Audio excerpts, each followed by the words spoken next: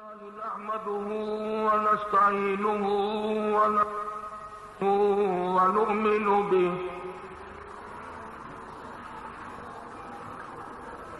ونؤمن به ونتوكل عليه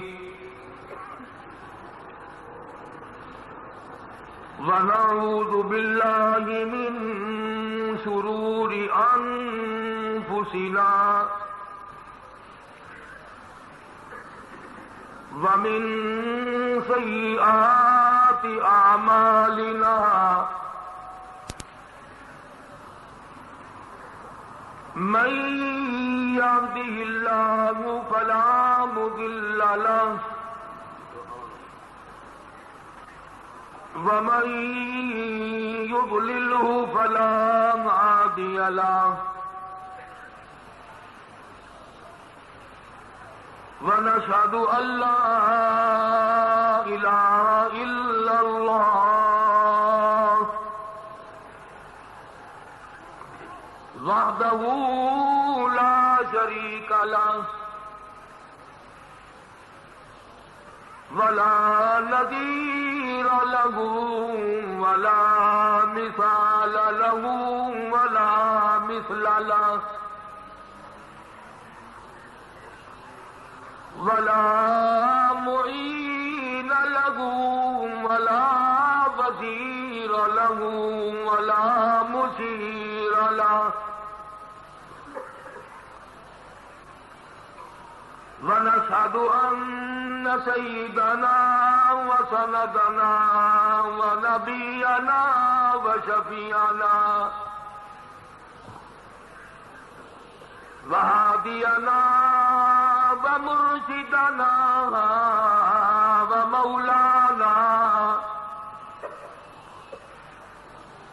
ومولانا محمدا عبده ورسوله أرسله بالحق بشيرا ونذيرا صلى الله تعالى عليه وعلى آله وأصحابه وأزواجه وذرياته وبارك وسلم تسليما كثيرا أما بعد فأعوذ بالله السميع العليم من الشيطان الرجيم بسم الله الرحمن الرحيم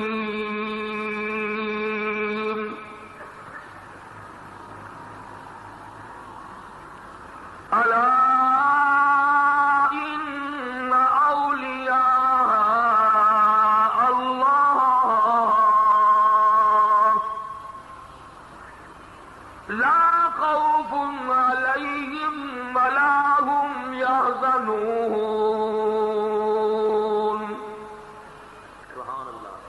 الذين آمنوا وكانوا يتقون لهم البشرى في الحياة الدنيا وفي الآخرة لا تبديل لكلمات الله ذلك هو الفوز العظيم ولا يحزنك قولهم إن العزة لله جميعا هو السميع العليم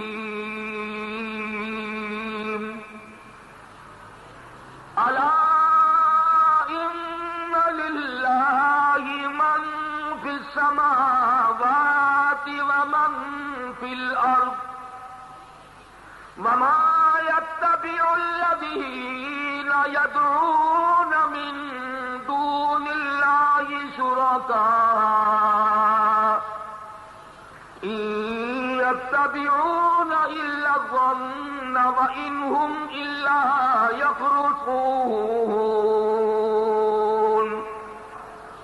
وقال النبي صلى الله تعالى عليه وسلم إنما الأعمال بالنيات وإنما لامرئ ما نوى وقال النبي صلى الله تعالى عليه وسلم من أحيا سنتي عند فساد أمتي فله أجر 100 شهيد وقال النبي صلى الله تعالى عليه وسلم أرحم أمتي بأمتي أبو بكر وأشدهم في أمر الله عمر وأصدقهم حياء عثمان وأطغاهم علي صدق الله مولانا العلي العظيم وصدق رسوله النبي الكريم ونحن على ذلك لمن الشاهدين والشاكرين والحمد لله رب العالمين. ذوق شوق محبت کے ساتھ درود شریف. اللہ محترم سامعین، رمضان المبارک کا مہینہ، ختم قرآن مجید کی مجلس، شب قدر کی رات اور غالباً رمضان المبارک کی آخری رات، جس قدر قدردانی کی جا سکے وہ کر لیں. نامعلوم اس مہینے کی یہ راتیں، یہ ساعتیں، یہ گھڑیاں پھر ہم میں سے کس کو نصیب ہوں گی اور کس کو نہیں. ہزاروں لاکھوں لوگ گزشتہ رمضان المبارک میں زندہ تھے، کاروبار کر رہے تھے، کھانا پینا کر رہے تھے، اتنے غافل تھے کہ ان کے دل میں اس بات کا گمان تک بھی نہیں تھا کہ ہم دنیا سے جائیں گے. موت پہ صحیح معنوں میں یقین تک نہ تھا. لیکن خدا کا فیصلہ اٹل ہوتا ہے. سال بھر کے اندر اندر مختلف بہانوں سے موت واقع ہوئی، آج قبروں میں ہے.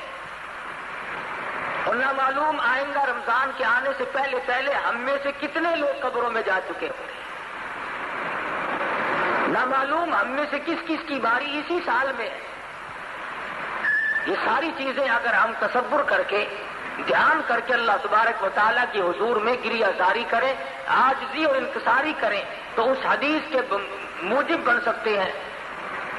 ارشاد گرامی ہے امام الانبیاء محبوب کبریا حضرت محمد مصطفیٰ صلی اللہ علیہ وسلم کا، فرماتے ہیں کہ اللہ پاک آخری رمضان کی رات میں فرشتوں کو جمع کر کے فرماتے ہیں، اے فرشتوں، ان لوگوں نے روزے بھی رکھے، تراویح بھی پڑھی، قرآن مجید کی تلاوت بھی کی، اب ان کو کیا ملنا چاہیے؟ فرشتے عرض کریں گے الہ العالمین، جب مزدور اپنی مزدوری کا پورا کام کر چکے وہ اپنی مزدوری کا حق رکھتا ہے.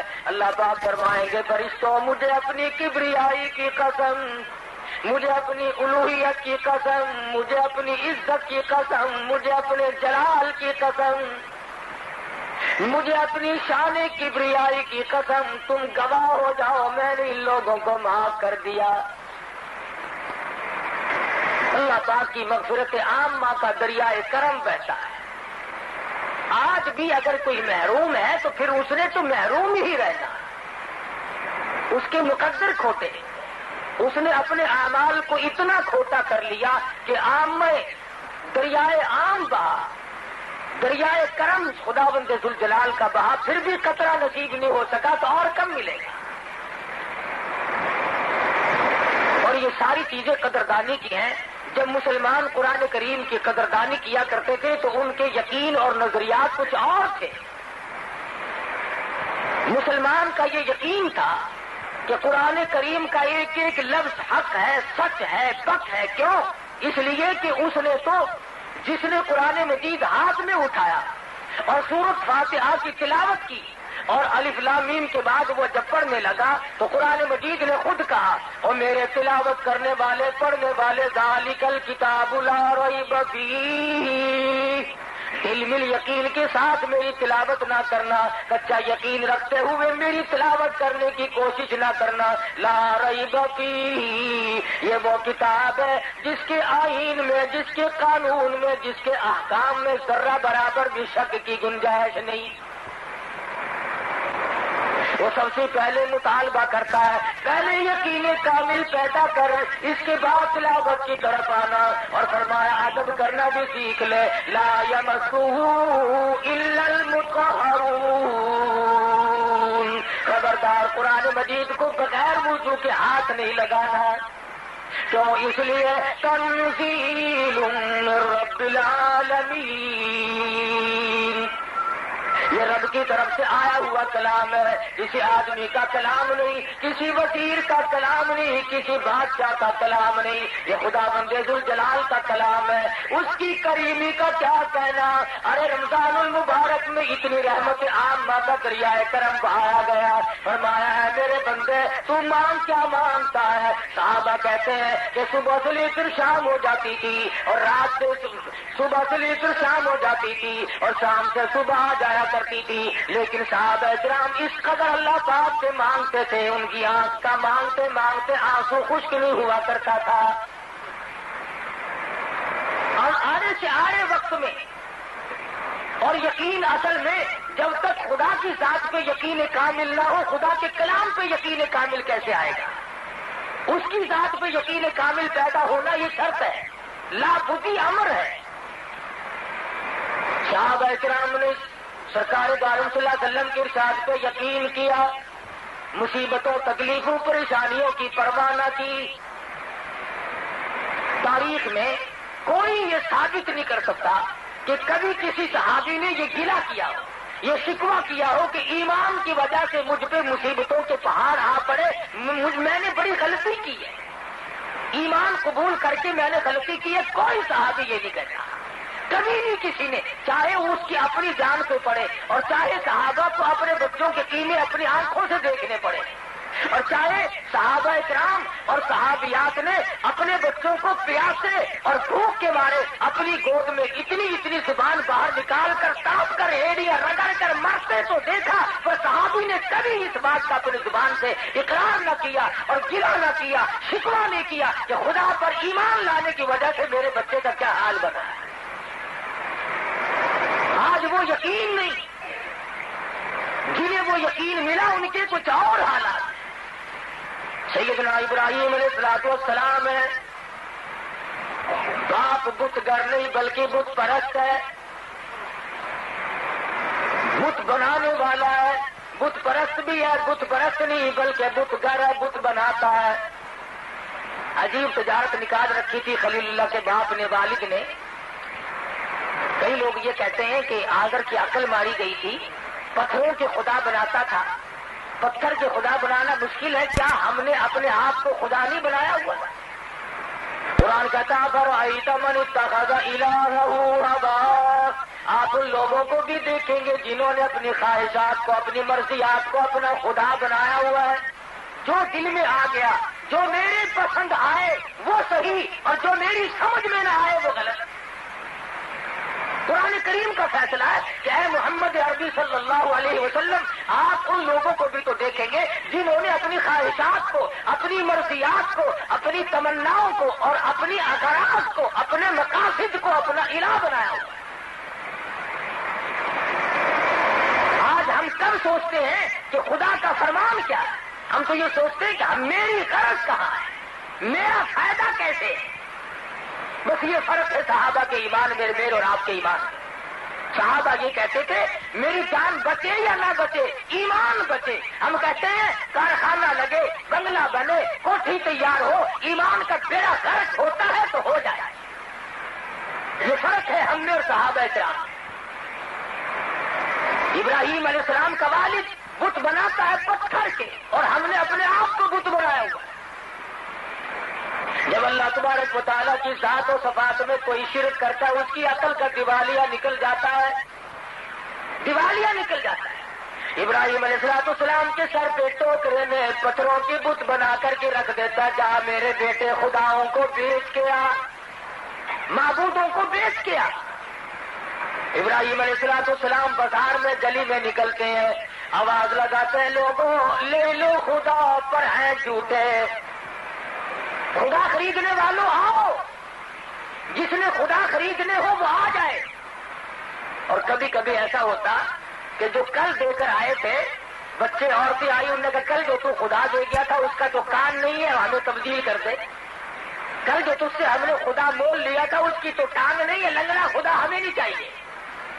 تو ابراہیم علیہ السلام ایسے خداؤں کی جو پتھروں کے بنائے ہوئے تھے ان کے ناک میں رسی ڈال کر نیچے گھسیٹ کر لاتے ہیں۔ باپ کہتا یہ کیا؟ انہوں نے کہا یہ لینے والوں نے واپس کر دیے، مجھے ٹوکرے میں رکھتے ہوئے بھی شرم آئی۔ آیا ابراہیم تم کتنے خدا کو مانے ہوئے ہو، تم ہر رنگ میں یہ سمجھانے کی کوشش کر رہے ہو کہ خدا کے سوا حاجت روا کوئی نہیں، مشکل کشا کوئی نہیں، بگڑی بنانے والا کوئی نہیں، ارے کسی کو بسا کر گزارنے والا کوئی نہیں، آباد کو برباد کرنے والا کوئی نہیں، اور برباد کو آباد کرنے والا اس کی ذات کے سوا کوئی ہے ہی نہیں۔ سیدنا ابراہیم علیہ السلام کی یہ حرکتیں دیکھتا رہا آزر کہنے لگا مجھے پتا چل گیا تو میری بات کے خلاف ہے، میں بت بناتا ہوں خدا بناتا ہوں، تو ان کے خلاف معلوم ہوتا ہے۔ وہ تھوڑا سا موقع مل گیا خلیل اللہ کو، فرمانے لگے اے میرے محبوب صلی اللہ علیہ وسلم واذکر فی الکتاب ابراہیم انہ کان صدیقا نبیا۔ اے میرے نبی صلی اللہ علیہ وسلم اپنی کتاب مقدس میں ذرا ذکر تو کرو ابراہیم علیہ السلام کا، کتنے سچے پیغمبر تھے۔ انہوں نے اپنے باپ سے کہا اذ قال لأبیہ یا ابتی لم تعبد ما لا يسمع ولا يبصر ولا یغنی عنک شیئا۔ اے میرے ابا جان ان خداؤں کی ان بتوں کی پوجا کرنے سے کیا فائدہ جو نہ نفع پہنچا سکے نہ نقصان پہنچا سکے نہ دیکھ سکے نہ سن سکے۔ آج سارا چاند کہتا ہے ابراہیم علیہ السلام کا والد پاگل تھا، وہ لوگ بڑے بے وقوف اور احمق تھے جو پتھروں کو خدا مانتے تھے، جو نہ سنے نہ دیکھے نہ نفع نقصان کے مالک بن سکے۔ ارے تم کون سے عقل مند ہو، آج تم نے خدا کو چھوڑ کر خدا کے بندوں کو مشکل کشا سمجھا ہوا ہے۔ کیا آج لوگ نہیں کہتے فلاں یوں کر دے گا، فلانا ملک کو آسمان میں لے جائے گا، فلانا ملک کو چاند پہ پہنچا دے گا، فلانا ملک کو یوں کر دے گا۔ اللہ پاک فرماتے ہیں او ظالمو تم اپنی زبانوں سے کیا بک رہے ہو؟ الیس اللہ بأحکم الحاکمین، کون ہے مجھ سے بڑا بادشاہ، کون ہے زمینوں کا مالک، کون ہے آسمانوں کا مالک؟ تبارک الذی بیدہ الملک وہو علی کل شیء قدیر۔ برکتیں میرے ہاتھ میں ہے، راج سارے جہان میں میرا۔ خامخواہ لوگ اپنے آپ کو خدا بنائے بیٹھے۔ فرمایا جو میں نے قرآن بھیجا ہے، جو تمہارے لیے ضابطہ بنا کر کے بھیجا ہے، جو دستور بنا کر کے بھیجا، تمہیں اس کی پیروی کرنی پڑے گی۔ اگر تم اس کے علاوہ اور نظریات لے کر آؤ گے اور دستور زندگی بناؤ گے اور اپنے طرح طرح کے آئین بنا کر کے بیٹھو گے، اللہ پاک فرماتے ہیں میرے آئین میں تم شرک کرو گے، پھر میرے یہاں تمہارے لیے کوئی ٹھکانہ نہیں۔ خدا کا بھیجا ہوا دستور، خدا کا بھیجا ہوا آئین اور امام الانبیاء محبوب کبریا حضرت محمد مصطفیٰ صلی اللہ علیہ وسلم کا لایا ہوا دستور، اس کی خلاف ورزی دیکھنا آنکھوں سے کتنی غلطی ہے۔ آج ہم کیا کر سکتے ہیں؟ سید عطا اللہ شاہ صاحب بخاری سب کہتے رحمۃ اللہ علیہ، اللہ پاک کی کروڑ رحمت نازل ہو اس مرد قلندر کی قبر مبارک پہ آمین کا۔ لاہور میں تقریر فرمائی اور موقع تھا، راجپال نے رنگیلے رسول کے نام سے ایک رسالہ کتاب کا لکھ مارا، اس میں سرکار دو عالم صلی اللہ علیہ وسلم کی شان میں گستاخی کی۔ یہ بھی وہی وقت تھا، شاہ جی نے تقریر فرمائی، دائیں طرف علماء بیٹھے تھے، سامنے مجمع بیٹھا تھا، بائیں طرف کچھ اباس قسم کے لوگ بیٹھے تھے، نوجوان. شاہ جی نے پہلے دائیں طرف منہ کر کے خطاب کرتے ہوئے فرمایا کہ علماء کی جماعت، وہ سامنے دیکھو، ایسا صدیقہ دوپٹہ لہرا رہی ہے اور تم سے سوال کرتی ہے کہ تمہارے ابا کی آبرو پہ کافر نے ہاتھ ڈالا ہے. اور پھر بائیں طرف خطاب کرتے ہوئے فرمایا، نوجوانوں وہ دیکھو، اپنی قبر سے فاطمہ الزہرا نکل آئی ہے اور دوپٹہ اتار کر کہہ رہی ہے کہ نوجوانوں تم کہاں سو گئے، کالی کملی والے کی عزت پہ ہاتھ مارا ہے، میرے ابا کی آبرو پہ لوگوں نے ہاتھ مارنے شروع کر دیے، تم کس کا کلمہ پڑھو. نمازی بھی بیٹھے تھے، حاجی بھی تھے، غازی بھی تھے، نیک پرہیزگار سخی بھی تھے، خیرات کرنے والے بھی تھے، مگر ان نوجوانوں میں ایک نوجوان ہے، عالم نہیں، حافظ نہیں، قاری نہیں، حاجی نہیں، بلکہ پختہ اور لمبا چوڑا نمازی بھی نہیں. بس وہیں سے دل میں سوچ بیٹھا، میری زندگی کائے کی لعنت زندگی پہ، میں دنیا میں زندگی گزار رہا ہوں، کالی کملی والے کی ذات پہ حرف آئے، میری زندگی کس کام کی. گھر گیا اور جا کے خاموش لیٹ گیا. اماں نے پوچھا کیا بات ہے، کسی سے لڑ جھگڑ کر کے تو نہیں آیا، اداس کا کیوں ہے. کہنے لگا نہیں لڑائی میں نے کس سے کرنی ہے. تو امی جان کہنے لگی پریشانی کی کیا بات ہے، چند دن تیری شادی کے باقی، اب تو خوشی خوشی رہا کر. آنکھوں میں آنسو لے آیا اور کہنے لگا امی جان شادی ملتوی کر دے، میری شادی کو ملتوی کر دے. اس نے کہا کیوں؟ کہنے لگا اب تو شادی کہیں اور ہی جا کے کرنی ہے، اب یہاں شادی نہیں کرنی. چھپے چھپے چھڑا بنا رہا ہے، تیاری کر رہا ہے. میں اس کو زندہ نہیں چھوڑوں گا جس نے کالی کملی والے کے دامن پہ ہاتھ مارا ہے، جس نے سرکار مدینہ کی آبرو پہ ہاتھ ڈالنے کی کوشش کی، جس نے شہنشاہ کائنات کی عزت پہ ہاتھ صاف کرنے کی کوشش کی. اب دونوں دنیا میں نہیں رہیں گے، یا راجپال رہے گا یا علم الدین رہے گا، دونوں نہیں رہیں گے. تیاری کر رہا ہے. امی کہتی ہے اس طریقے سے پریشان نہ ہو، میں نے تو تیری شادی کی تیاری کی ہوئی ہے، بڑی خوشی کا وقت ہے، ہم قریب تیری دلہن کو لے آؤں گی، گھر میں باغ و بہار ہوگی. علم الدین کہنے لگا بس امی جان شادی ہو چکی، باغ و بہار تب کسی اور ہی جگہ آئے تو آئے. آخرکار ماں بیٹوں میں گفتگو جاری رہی. سوچا کہ میری ماں کہیں رو رو کر نہ مر جائے، بالآخر اصرار کے بعد بتا دیا کہ امی جان شادی کا پروگرام بالکل ملتوی کرتا ہوں، اور اب سرکار مدینہ کے رسول اللہ کے دشمن کو جب تک ختم نہ کر دوں اس وقت تک مجھے چین نہیں آیا. ماں بھی ماں تھی، دامن پھیلا دیا، جولی پھیلا کر کہنے لگی میرے بچے اور نوجوان، اگر تیرے ایسے عزائی میں ارادے ہیں، میں غریب، میں ان پڑھ عورت اللہ پاک کی حضور میں دعا مانگتی، مولا میرے بچے کو قبول فرما. دعا مانگ رہی ہے، مشورے نہیں کرتا، تدبیریں نہیں بناتا، تجویزیں نہیں کرتا، یار دوستوں سے پوچھتا نہیں پھرتا، جس نے کچھ کرنا ہو وہ نہیں پوچھا کرتا. میں چھڑا لیا اور انار کلی کے بازار میں پہنچا اور وہاں جا کر کے راجپال کو چھڑا مارا اور اسے ختم کرنے کے بعد خود تھانے میں پیش ہو گیا. انگریز کا زمانہ تھا، آخر گرفتار تو ہونا ہی تھا. میاں والی جیل میں ڈال دیا گیا. بمبئی سے بڑے بڑے وکیلوں کو بلایا. پاکستان کے بانی محمد علی جناح جو اس وقت وکالت کیا کرتے تھے ان کو بلایا گیا. تو جب ملاقات کی جیل میں تو یوں کہا کہ علم الدین انکار تو کر دے، چھڑا میں لوں گا.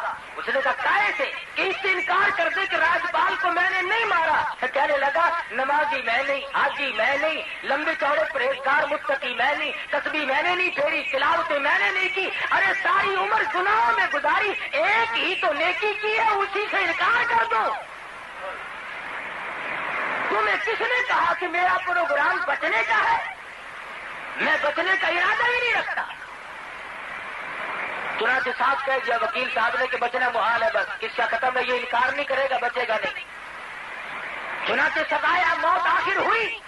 مولانا قاضی احسان احمد شجاعتی سب کہتے رحمۃ اللہ علیہ فرماتے تھے کہ جس وقت جیل میں ملاقات کرنے گئے تو جیل کے سپرنٹینڈنٹ نے بتلایا کہ رات کو علم الدین کی کوٹڑی سے ایسے سے نور کی روشنی نکلتی ہے، آسمان تک بلند ہو جاتی ہے. تمام لوگوں نے دیکھا، سب لوگ دیکھتے تھے. بالآخر وہ گھڑی آ پہنچی، سزائے موت ہو گئی، پھانسی کا وقت قریب آ گیا، پھندے کے قریب پہنچا. عزیز رشتے دار آئے، ملنے جلنے والے لوگ، مسلمان ہمدرد آدمی کہنے لگے علم الدین کوئی تمنا ہو تو بتاؤ، کوئی آرزو ہو تو کہہ لو، کسی قسم کی حسرت ہو تو بیان کرو. پھندا پکڑ کر کہنے لگا بس اب ایک ہی تمنا ہے، ایک ہی آرزو ہے، ایک ہی حسرت ہے، اور وہ یہ کہ جو تجلی، جو نور، جس چیز کا دیدار جیل کی کوٹڑی میں بار بار ہوا، علم الدین کی تمنا بس اب ہر وقت وہی دیدار کرتا رہوں. علم الدین تو دنیا میں اب نہیں رہے گا، تیرا آخری وقت آ پہنچا، بندہ تیرے سامنے پھانسی کا موجود ہے. چوم کے کہنے لگا لوگوں تمہاری نظروں میں یہ موت کا پھندا ہے، میری نظروں میں محبوب کو ملنے کا دروازہ ہے. تم اس کو موت کا پھندا کہتے ہو، میں اس سے آقا سے ملنے کا ایک دروازہ کہتا ہوں. ادھر موت آئے گی، ادھر میں اپنے آقا سے ملوں گا. مجھے بڑی خوشی ہے، میں غم میں جان قدم نہیں دے رہا، بس یقین بیٹھ جو گیا. دیکھا دنیا میں کہ دنیا کے سامنے کیا ہوا. اور صحابہ کرام کا تو کیا کہنا کہ انہوں نے اپنے اپنے وقت میں اور اپنے اپنے انداز میں اللہ تبارک و تعالیٰ کے ایک ایک حکم پہ جان کی بازی لگائی. توحید باری تعالیٰ صحابہ کرام جب بیان کرتے تھے، اپنے ایمان کا اعلان کرتے تھے تو سارے کافر دشمن ہو جاتے تھے، اپنے بھی پرائے. یاریاں ٹوٹتی تھی، رشتے داریاں ٹوٹتی تھی، عزیز و اقارب الگ ہوتے تھے، مقام جاتا تھا، حتیٰ کہ وطن کو بھی خیر بات کہنا پڑا صحابہ کرام. اور دوسری طرف ان کو تمام چیزیں یوں میسر تھی. حضرت زید بن حارثہ سب کہہ رضی اللہ تعالیٰ غلام ہے، بکتے بکتے حضور صلی اللہ علیہ وسلم کے پاس پہنچے، حضور نے خرید لیا. والد کو پتا چلا کہ میرا بیٹا مکے میں ہے، تلاش کرتے کرتے حضور کے پاس آ پہنچا. حضور نے فرمایا میں نے تجھے آزاد کر دیا، تو اپنے باپ کے ساتھ جا سکتا ہے. زید بن حارث کھڑے ہو کر کے کہنے لگے میں اپنے باپ کے ساتھ تو تب جاؤں جب مجھے سرکار مدینہ جیسا شفیق باپ کہیں اور ملتا. اس قدر سرکار تو عالم صلی اللہ علیہ وسلم کی رحیمانہ اور قریبانہ زندگی ہے کہ صحابہ کرام کو یوں گرویدہ کر دیا.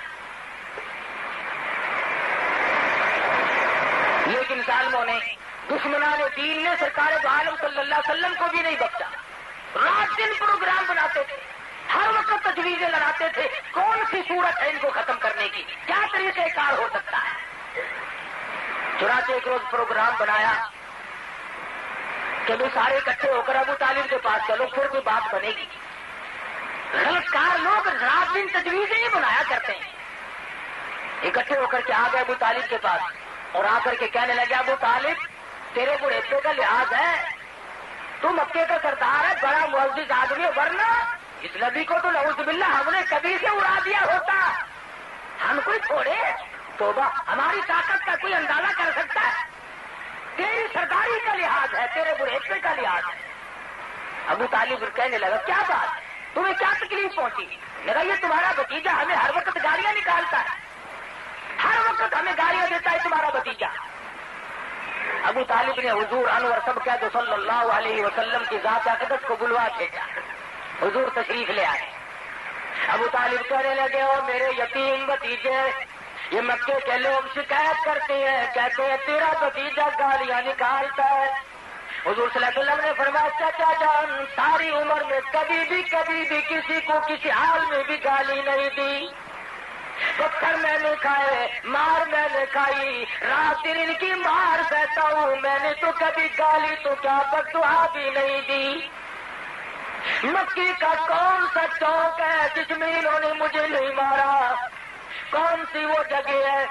صحابی کہتا ہے امام الانبیاء محبوب کبریا حضرت محمد مصطفیٰ صلی اللہ علیہ وسلم مکے کے چوک میں کھڑے ہو کر لوگوں کو قرآن مجید سنا رہے ہیں. ہیں. میں اس وقت تک مسلمان بھی نہیں تھا. میں نے دیکھا چاروں طرف کافروں کا مجمع لگا ہوا ہے. کوئی پتھر مار رہا ہے, کوئی اینٹ مارتا ہے, کوئی روڑے مارتا ہے, کوئی ہڈی مارتا ہے. پھینک کر چاروں طرف سے مار پڑ رہی ہے. اور سرکار مدینہ بلا تعمل قرآن مجید کی تلاوت فرما رہے ہیں. زخموں سے خون کے فوارے ٹوٹ رہے ہیں. ایک عورت نے کوٹے پہ سے آواز دی, اے زینب تم کہاں چلے گی؟ تمہارے ابا کو لوگوں نے لولوان کر دیا. حضرت زینب اپنے گھر سے نکلی رہی, اللہ تعالیٰ نے پانی کا پیالہ لے کر زینب کی آنکھوں نے دیکھا سرکار مدینہ کا تمام جسم زخمی ہے, لہو میں کپڑے بھی تر بتر ہیں, شرابور ہے. بیٹی اپنے باپ کو لپٹ گئی, ابا جان گھر چلو, یہ لوگ کیوں مارتے ہیں؟ کیا وجہ ہے؟ مار کیوں پڑی؟ کیا ہوا؟ آپ تو صحیح ہے کالی کملی والے نے, خدا کی قسم حضور فرماتے ہیں, بخاری شریف میں حدیث موجود ہے کہ اللہ کی راہ میں جتنی میں نے مار کھائی اس زمین کے اوپر, اس آسمان کے نیچے, اتنی کسی نے مار نہیں کھائی. اور بلکہ ایک مقام پہ آتا ہے, یوں فرمایا کہ اور تو اور رہے, غیر تو غیر رہے. میری پیدائش کے وقت میں جس چچا نے مٹھائی بانٹی تھی, جس نے باندیا اور غلام آزاد کیے تھے, میرے بدن پہ, میرے جسم پہ ایسی جگہ نہیں جہاں پہ سگے چچے کے ہاتھ کا پتھر نہ لگا. کوئی مذاق ہے؟ گالی نہیں دی. میرا گالی دینے کا پروگرام ہی نہیں, مزاج ہی نہیں. میں کیوں گالی دوں کسی کو؟ وہ وہیں پہ بیٹھے تھے, مکے کے جو بڑے بڑے شیطان تھے وہ وہیں موجود تھے. کہنے لگے کون کہتا گالی نہیں دیتے, ہر وقت نکالتے ہو گالیاں؟ اس نے کہا نا, میں نے گالیاں کب نکالی؟ انہوں نے کہتا نہیں کہ سارے جہان کے خدا جھوٹے ہیں, تمام خدا غلط ہے, بس ایک خدا صحیح ہے, وہی احکم الحاکمین. انہوں نے کہا یہ گالی ہے؟ کہ ہاں یہی تو گالی ہے. حضور صلی اللہ علیہ وسلم نے فرمایا کہ تمہارے نزدیک اگر یہ گالی ہے تو مجھے خدا کا حکم ہے کہ میں یہ پیغام پہنچاتا رہوں, چاہے میری ہڈیاں بھی ختم کر دی جائیں.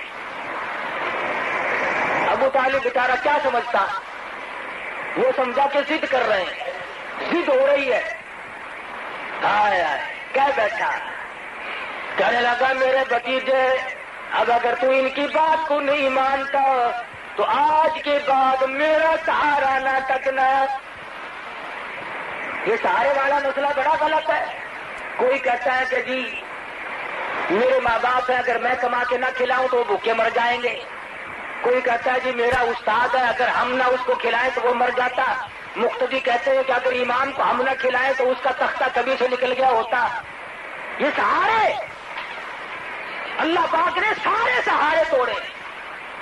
ابو طالب کہنے لگا میرا سہارا نہ تکنا, میں اب تمہارا ساتھ نہیں دے سکتا. سرکار دو عالم سب کہہ دو صلی اللہ علیہ وسلم کی آنکھوں میں آنسو آ گئے. فرمایا چچا جان آج تک تم نے غلط سمجھا کہ میں تمہاری کمر پہ, تمہارے بلبوتے پہ یہ سب کچھ کر رہا ہوں. ہٹو, آپ بھی ایک طرف ہو کے دیکھ لو, وہ خدا میری حفاظت کرنے والا ہے, وہ مالک کی کائنات, وہ بے نیاز خدا ہے, وہی میری حفاظت کرے گا. مکے کے لوگ پہلے تو اکڑے, کفر کی یہ عادت ہے, پہلے اکڑتا ہے, بڑا زور دکھاتا ہے, ہم یوں کر دیں گے, دیکھ رہا جی ابھی رگڑ دیتے ہیں, اور جب سامنے آئے اسی میں کٹھی کر کے چپ ہو جاتے ہو, نہیں جی نہیں ایسی رہے میں گل کی جیسے کو لڑن لگے, بس فوراً ڈھیلے پڑ جاتے اسی وقت. پہلے دماغ میں تھوڑی سی خرخشی ہوتی ہے, جب سامنے آیا حق, جال حق کو زہق الباطل ان الباطل کان زہوقا, جب حق آئے گا باطل بھاگے گا, اسلام آئے گا تو کفر کا سچا ناس اور بیڑا غرق ہوگا, رہ ہی نہیں سکتا کفر پہ. اور مجھے افسوس ہے کہ آج کی دنیا میں تمہارے پاس 6666 قرآن کی آیات موجود ہیں. ارے 8 لاکھ سے زیادہ پیغمبر کے ارشادات کا ذخیرہ موجود ہے. 1,29,000 صحابہ کرام کے قول و افعال اور عمل موجود ہے, اور بڑے بڑے بزرگ اور ائمہ کی زندگی موجود ہے. آج بھی لوگ کیا کہتے ہیں, مجھے پتہ نہیں کہڑے پاسے حق ہے, سانو تو ایویں نظر ہے. کتنے بڑی بے ایمانی کے الفاظ ہیں. کاکا جی ہوں تک پتا نہیں لگا تو پھر لگنا ہی نہیں, جب تک پتا نہیں لگا پھر لگے گا قبر میں, پھر آگے پتا لگے گا، پھر پرسلات میں پتہ لگے گا، پھر موت کے جھٹکے کے وقت پتہ لگے گا۔ اگر اب بھی تجھے قرآن سمجھ میں نہیں آیا تو پھر آئے گا ہی نہیں، پھر کب آنا ہے؟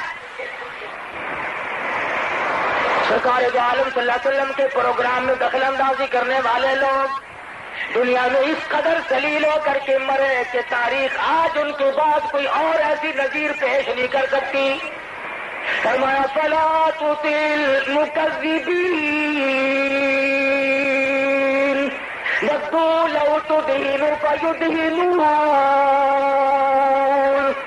اے میرے محبوب صلی اللہ علیہ وسلم، آپ بالکل بھی ڈھیلے نہ پڑے، ان کے پیچھے نہ لگنا، میں خدا آپ کا نگہبان اور محافظ ہوں، کوئی پرواہ نہ کرو، آپ ہے اور میں ہوں، بس کسی کی کیا حاجت باقی ہے۔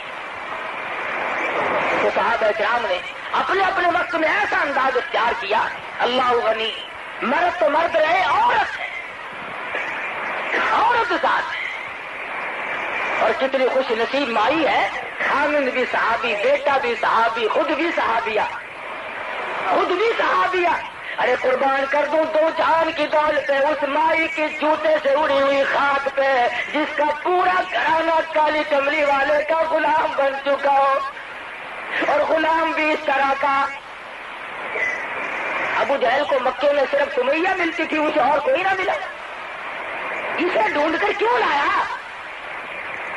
ایماندار اور بھی تو تھے، اس کے بیٹے کو پکڑ کے لاتا، اس کے خامن کو پکڑ کے لاتا، خاندان کے اور لوگوں کو اس طریقے سے کیوں نہیں مارا؟ اس لیے کہ بیٹا جوان تھا، خامن بھی طاقتور تھا، اور لوگوں کی جانوں میں جان تھی۔ ابو جہل مکے کا بدماش تھا، کہنے لگا کمزور کو مارنا آسان ہے، کمزور کو مارنا آسان ہے۔ سمیہ اس قدر بڑھیپا طے کر چکی تھی، گردن ہلتی تھی، زبان تتلاتی تھی، ہاتھ حرکت کرتے تھے، گردن میں ہاتھ پاؤں میں راسا آ چکا تھا، لیکن خداوند ذوالجلال کا دیا ہوا ایمان اور نبی کا عطا کردہ کلمہ اور اللہ کی توحید کو سمیہ نے اپنی رگوں میں ایسا بسایا تھا کہ زمین و آسمان ہل سکتے ہیں پر سمیہ کے ایمان میں فرق نہیں آ سکتا، اتنا مضبوط ایمان تھا۔ ابو جہل سارے مکے میں سے ڈھونڈ کے لایا بڑھیا کو، پتا چلا یہ جو کمزوروں کو لوگ مارا کرتے ہیں، غریبوں کو ستایا کرتے ہیں، محکوموں پہ ظلم کیا کرتے ہیں، پتا چلا کہ ان شیطانوں نے یہ چال ابو جہل سے سیکھی ہے، اور اسی کی نسل ہو تو کوئی پتہ ہی نہیں، ورنہ اور مکے میں مل سکتے تھے، سمیہ کو چھانٹ کے کیوں لایا؟ اس لیے کہ یہ بوڑھی ہے، کمزور ہے، ڈر جائے گی، عمر رسیدہ عورت ہے، گھبرا جائے گی، بڑھیپے میں ویسے بھی دل کمزور ہو جاتا ہے، لا کر میدان میں کھڑی کر دی، پیروں میں رسی باندھ دی، ہاتھوں میں رسی باندھ دی، اور برچا لے کر کہنے لگا سمیہ اب دو راستے ہیں، یا جان بچا یا ایمان بچا، تیسرا راستہ نہیں ہے۔ سمیہ فرمانے لگی اور ظالم تو کیا سمجھتا ہے، جو پرچہ تو مجھے مارنے کے لیے دکھاتا ہے میں تو محبوب کا دروازہ کھولنے کے لیے اس کو چابی سمجھتی ہوں، تو مجھے پرچہ دکھا رہا ہے مارنے کے لیے، اور مرنے میں میرے دیر کیا ہے؟ بہتر ہوگا کہ پرچہ تیرا ہو، سر میرا ہو، ڈر میرے آقا کا ہو، اور میں جا کر کہوں کہ میں حاضر ہو گئی ہوں، اس سے بڑی کیا سعادت ہو سکتی ہے؟ مجھے اور کیا چاہیے؟ حضرت سمیہ کھڑی ہے، صحابہ کہتے ہیں کوئی گھبراہٹ نہیں، کسی طرح کی پریشانی نہیں۔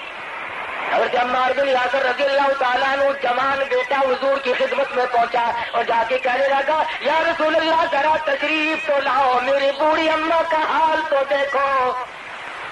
حضرت عمار بن یاسر رضی اللہ تعالیٰ عنہ جوان بیٹا حضور کی خدمت میں پہنچا اور جا کے کہنے لگا یا رسول اللہ ذرا تشریف تو لاؤ، میری بوڑھی اماں کا حال تو دیکھو۔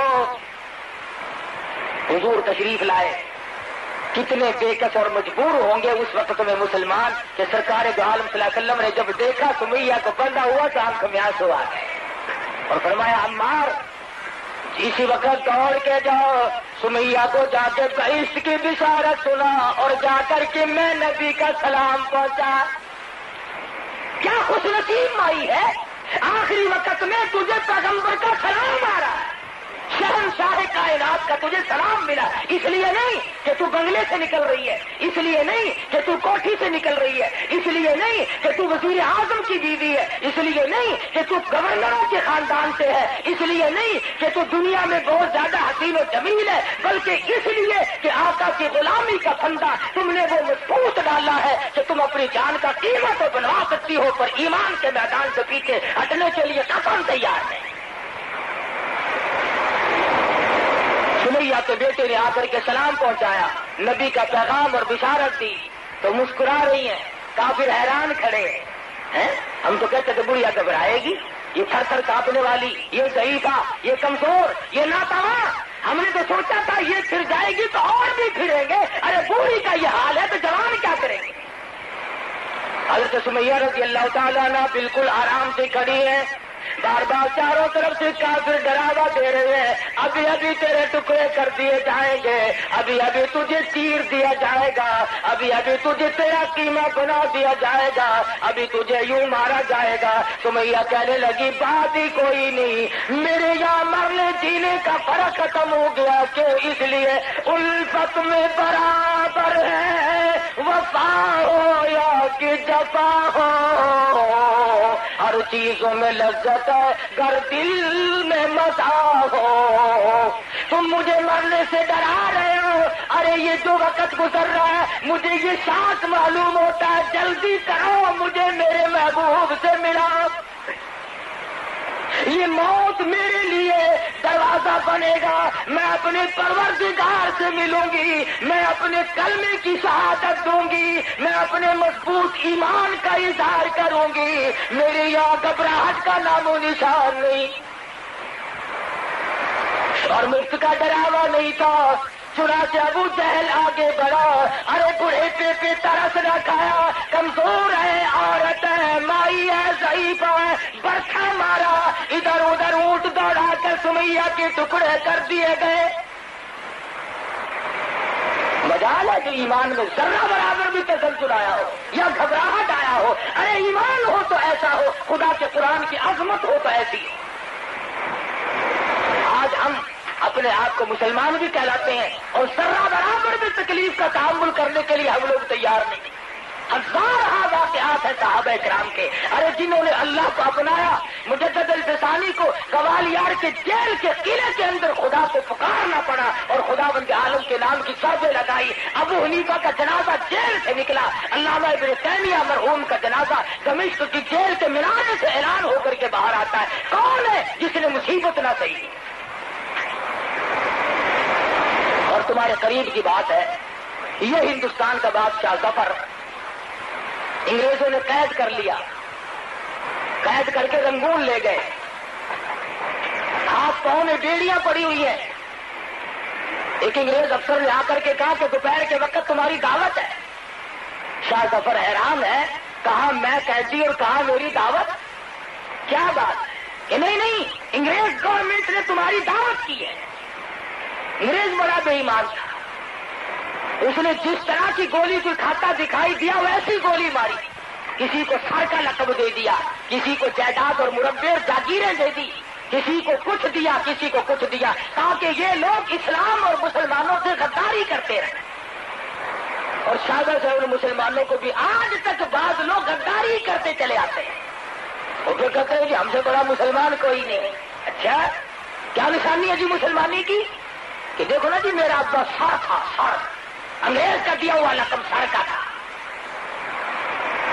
یہ نہیں تھا کہ میرا باپ نمازی تھا، حاجی تھا، غازی تھا، مجاہد تھا، اللہ اس کے رسول کے احکام پہ مر مٹنے والا تھا۔ نہیں، انگریز کے گھوڑوں کی لید اٹھایا کرتا تھا، انگریز کے گھوڑوں کے خرخرے مارا کرتا تھا۔ یہ جو تمہیں بڑے بڑے آج بھی تنگ کرتے دکھائی دیں اور جنہوں نے ہمارے ملک میں 30 برس ہو گئے طوفان مچا رکھا ہے، یہ سارے انگریز کے گھوڑوں کی لید صاف کرنے والے لوگ ہیں۔ میں تھوڑا سا شہر سے باہر رہتا ہوں نا، اب دیہات کے لوگ کہتے ہیں ارے کاکا اور کیا ٹھیک ہے، ریڈیو کے ہر ویلے بانگ لگی رہتی ہے، ریڈیو سے ہوں تو بانگ کھلی ہے، 30 سال میں کبھی ریڈیو پہ اذان نہیں۔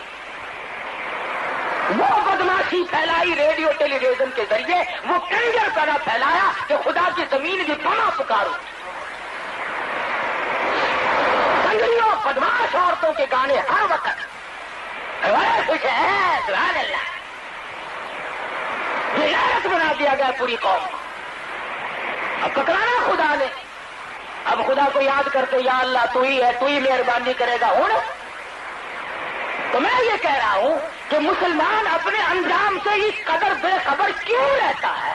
اسے کیوں یہ عقل نہیں کہ میں مر بھی سکتا ہوں، اونچ نیچ بھی ہو سکتی ہے؟ تو شاہ ظفر کی دعوت کی انگریز گورنمنٹ نے، اور پیروں کی بیڑیاں کھول دی اور ہاتھ کی ہتکڑی نکال دی اور کمرے میں جا کر کے بٹھا دیا، ہاتھ دھلائے، اور اس کے بعد برتن آنے شروع ہوئے۔ ایک آیا، دو آئے، تین آئے، یا کے بعد دیگرے 12 برتن آئے جن کے اوپر سرپوش ڈھکے ہوئے تھے۔ اور جب انگریز افسر نے شاہ ظفر کے سامنے آ کر کے وہ برتن اٹھائے اور سرپوش اٹھائے تو شاہ ظفر نے دیکھا کہ پہلے برتن میں سب سے بڑے بیٹے کا سر تھا، اور اس کے بعد اس سے چھوٹے کا سر تھا، اور پھر تیسرے کا سر تھا۔ شاہ ظفر کے 12 بیٹے تھے، 12 کے 12 بیٹوں کے سر شاہ ظفر کے سامنے برتنوں میں کاٹ کر رکھے ہوئے ہیں۔ تاریخ شاہد ہے، تاریخ گواہ ہے، ظفر رویا نہیں، کیا ہے میرے سارے بچے مر گئے، نہیں، تاریخ کہتی ہے شاہ ظفر نے مسکرا دیا اور کہا شاباش میرے بیٹو، خاندان تیموریہ کی نسل کو یہی چاہیے کہ وہ اپنے باپ کی حضور میں اسی طرح سے سرخرو ہو کر کے آئے۔ اس شاہی خاندان کی اولاد کو یہی چاہیے تھا۔ مجھے تمہارا غم تھا کہیں میرے بعد یہ لوگ کافروں کی غلامی نہ قبول کر لے۔ میں اب خوش ہوں کہ تم بھی پہنچ گئے اور خدا کے یہاں میں بھی آ رہا ہوں۔ یہاں تو ایسے ایسے لوگ قریب ہی سے ہو گزرے، بات کیا؟ یہی تمہارا ملتان شہر ہر وقت کا راجا دیوان کی حکومت ہے، 600 ساڑھے 600 سال پہلے کی بات ہے۔ بیٹے نے کلمہ پڑھا، مسلمانوں کا عمل دیکھ کر، کاروبار دیکھ کر۔ آج کل تو کاروبار بڑا عجیب ہے، جب تک ایک آنے کا روپیہ نہ بناؤ اس وقت تک تو کاروبار نہیں چلتا۔ رمضان شریف سے پہلے کوئی 2 ڈھائی روپے 3 روپے نیمبو نہیں خریدتا تھا، اور چاند دکھتے ہی یار لوگوں نے 20 روپے کر دیے، اور 20 روپے نیمبو بیچے تاکہ روزہ کھولنے والے لوگ آخر لیں گے ہی، اور اس کے بعد نعرہ اٹھا قوم اتحاد زندہ باد۔ اچھا قوم اتحاد ہے بھائی، روپے کے 20 بنانے اور لیں گے کون؟ روزہ رکھنے والے۔ تم روزہ رکھنے والوں کی کھال اتارنے کے لیے پیدا ہوئے ہو؟ تمہیں یہ حق کس نے دیا؟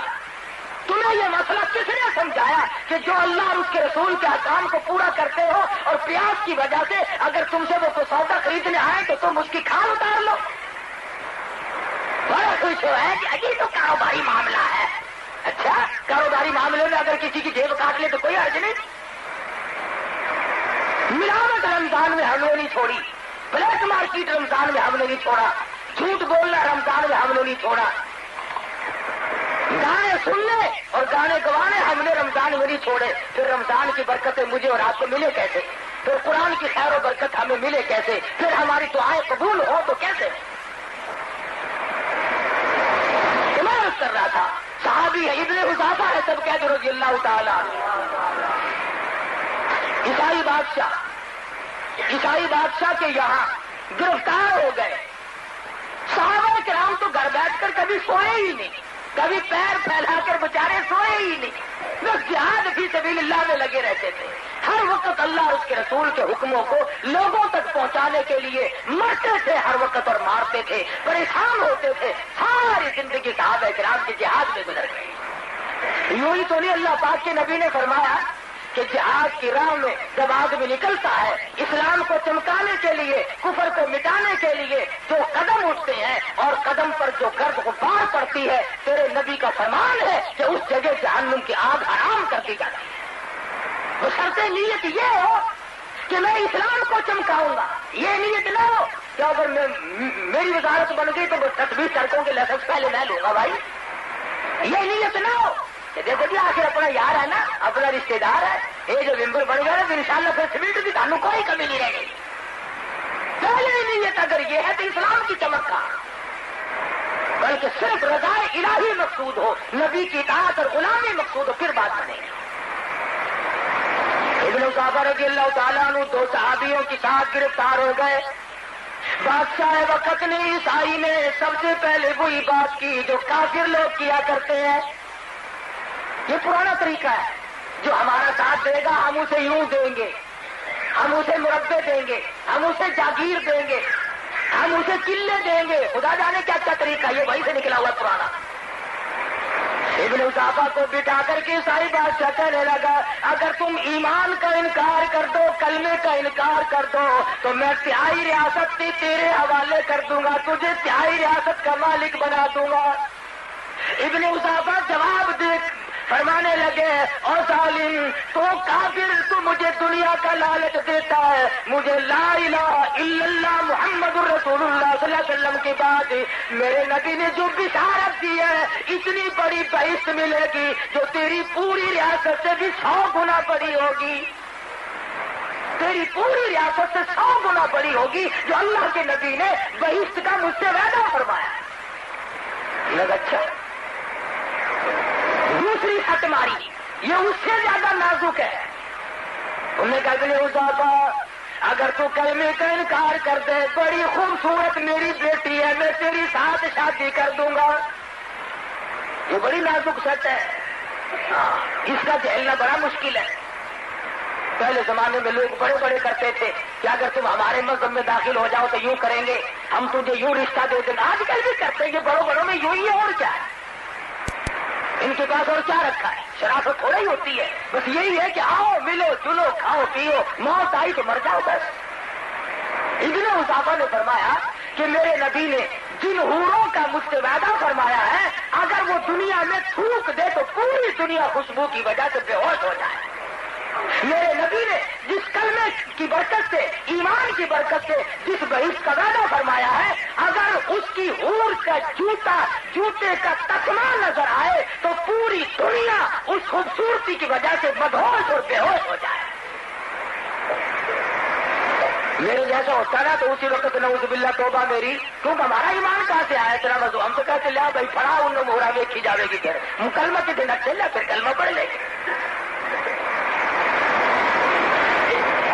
آج تو لوگ کہتے ہیں نا چلو ادھر جدھر کی ہوا ہو, چٹ لگانا چاہیے. موقع دیکھو جی میں موقع میں انہیں گزارا کرو. ارے موقع مرتے وقت ایمان کا موقع ہے, اگر ایمان نہ ملا تو بیڑا غرق ہو. ابن اضافہ رضی اللہ تعالیٰ عنہ نے شادی کی لالچ کو بھی ٹھکرا دیا, زمین جائیداد کے لالچ کو بھی ٹھکرا دیا. اس کے بعد عیسائی بادشاہ کو غصہ آیا اور کہنے لگا تینوں مسلمانوں کو, تینوں نبی کے پروانوں کو, غلاموں کو میدان میں لے چلو میدان میں. ان کو کیا کرو گے, ان کی آزمائش ہوگی, ان کو ہم ٹھکانے لگا دیں گے, ان کا ہم تگڑا اجیڑ کر رکھیں گے. گئے, دیگ لائی گئی, دیگ ابلنی پکنی رکھ دی. ایک مسلمان صحابی کو پکڑ کر دیگ میں پکتی ہوئی میں ڈال دیا. ابن اضافہ فرماتے ہیں دیگ میں پکنے والا مسلمان نوجوان صحابی حالت یہ تھی کھال جل گئی, ہڈیاں جل کر راکھ ہو گئی, پر جب تک دم میں دم رہا پکتی ہوئی دیگ میں سے برابر کلمے کی آواز آتی رہی. اتنا مضبوط ایمان. اور وہ جو 2 باہر بقایا تھے وہ روئے دھوئے نہیں, کبھی اپنا بھی وقت آ گیا, ہائے ہائے ہم مر جائیں گے, ہائے اب دیکھو ٹائم آ گیا.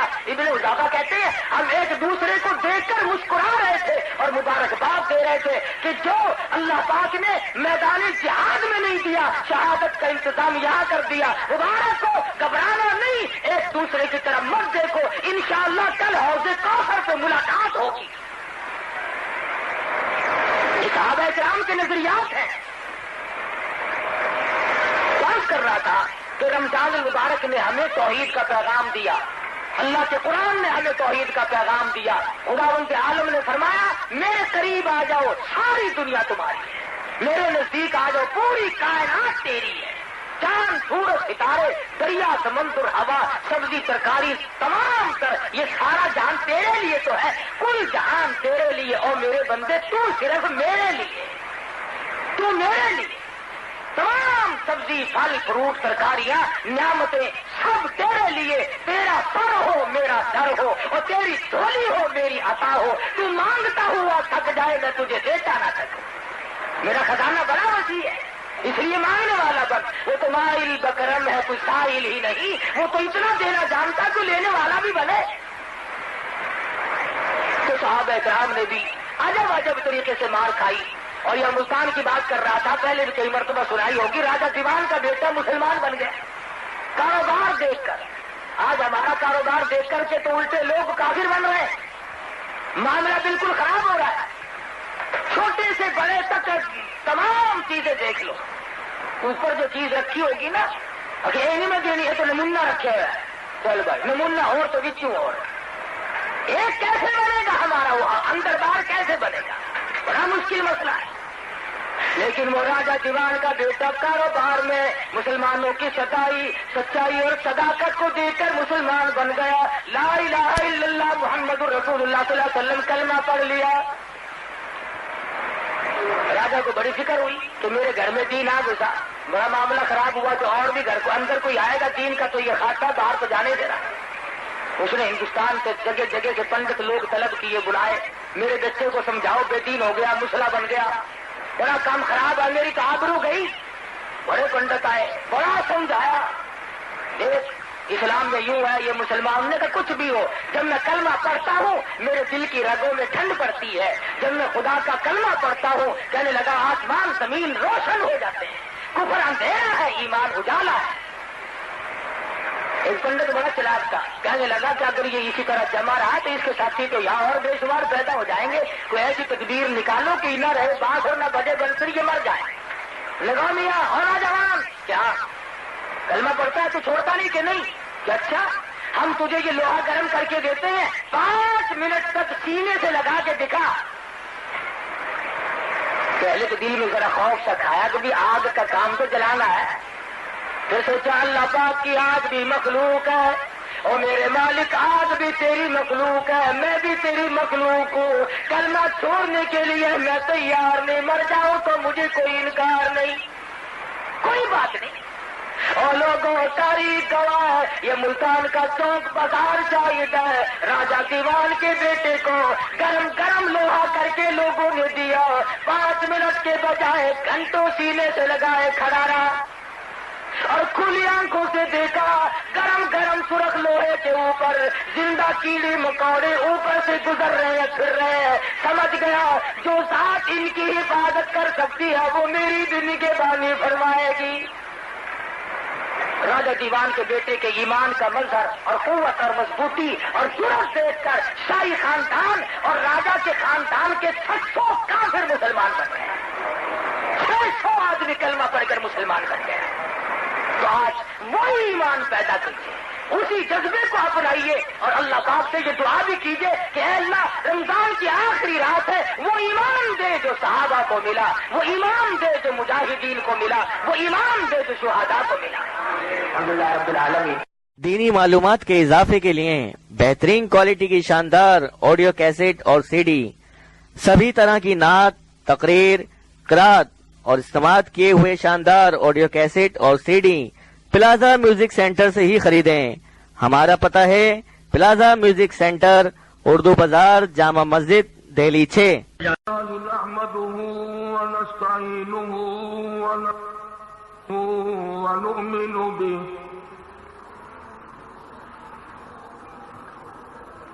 ونؤمن به ونتوكل عليه